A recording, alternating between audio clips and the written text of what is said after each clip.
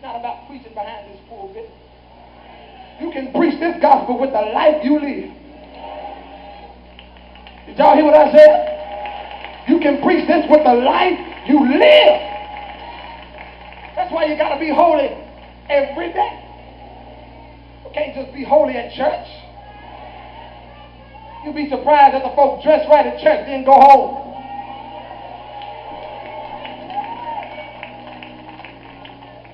Oh, look at y'all. Young folks want to shout, jump all up in the house, stepping on 4 feet. Then get to school and change their clothes.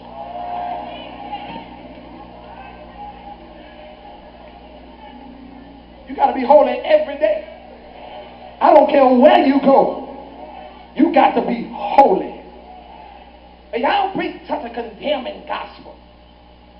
The gospel comes to shine a light on you. And if you don't like what you see when I shine the light, you can't change the light. So you got to change you. The gospel is a mirror. It shows you yourself. You don't like what you see? Don't change mirrors.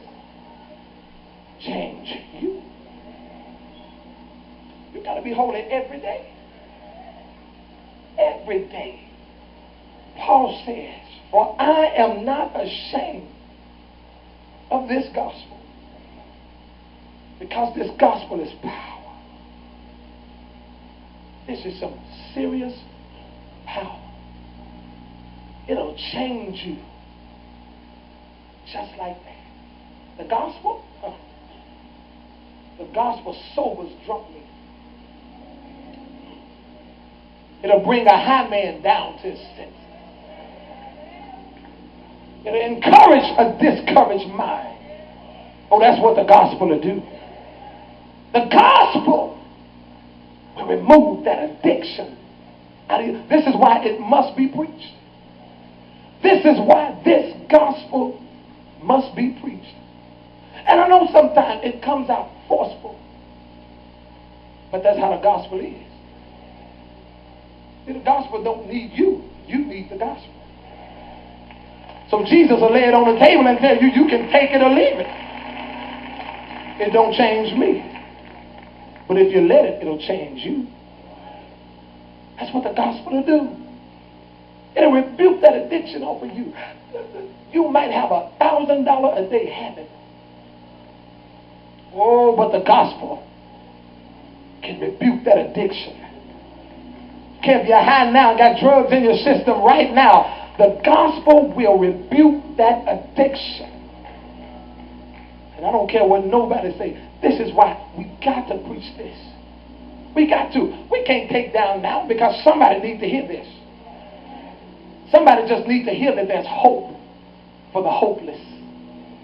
They need to hear that. They need to hear that God is still a mind regulator. They need to hear it. They need to hear that if I would just listen to it and obey it, then I can enjoy life.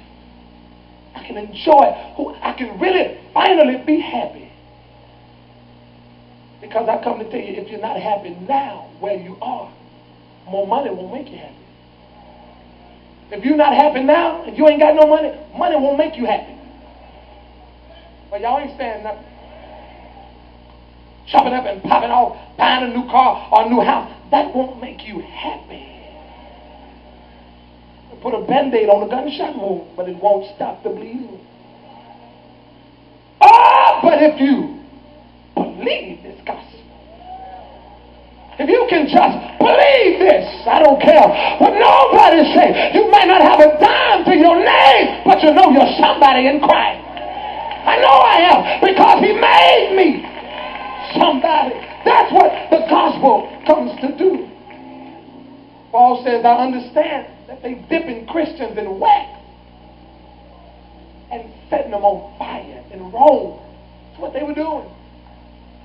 Putting them in sheepskins and throwing them in a pack of wolves and watch the wolves just rip them apart. Paul said, I know all of this is going on in Rome. Know that Caesar, Nero, has proclaimed himself as Lord. He says, I know all of this He said, but now I'm ready to come to Rome. I'm ready. I know I can't save all of Rome, but I can save some. And I know tonight I can't save every homosexual, but somebody's going to hear. And somebody's going to believe. Oh, I know they will. I had one to call me the other night. Call me. They're writing letters saying, I believe what y'all preach. One young man said, I've never met another homosexual who was happy and satisfied. He said, all of us are looking for a way out. None of us like ourselves or what we do. I know I can't save them all, but if I can just save a few. I know I'll never save every liar, but I'm going to save as many as I can. I can never save every thief, but I'll save every one I can. This gospel must be preached. Somebody's going to hear it. Somebody's going to believe it. Somebody's going to be changed. And if that's you tonight, if you're here, you're saying, you know, Posh, I didn't like hearing a lot of what you said tonight. That's fine. It don't change the fact that it's the word. But if you're here tonight and you're saying that I need to be changed, I want you to come. I want you to come. Because the gospel not only shows you the other side, but it shows you hope. It shows you a better life. That's what the gospel will do. It doesn't just show you hell, but the gospel says that if you're willing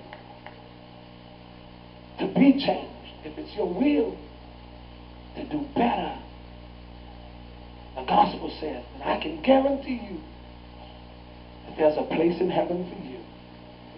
I want everybody to stand right now. If you're not standing, stand.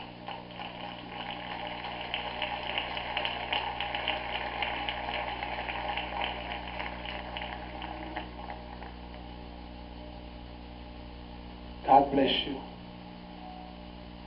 While every head is bowed and every eye closed, the gospel does not come to make you comfortable. Many times it comes to break you. Because the truth is, sometimes unless we're broken, we'll never really be healed. Sometimes God has to break us because we just grew crooked. We grew the wrong way. And in order to set us straight, He has to break us. But if we allow Him to break us,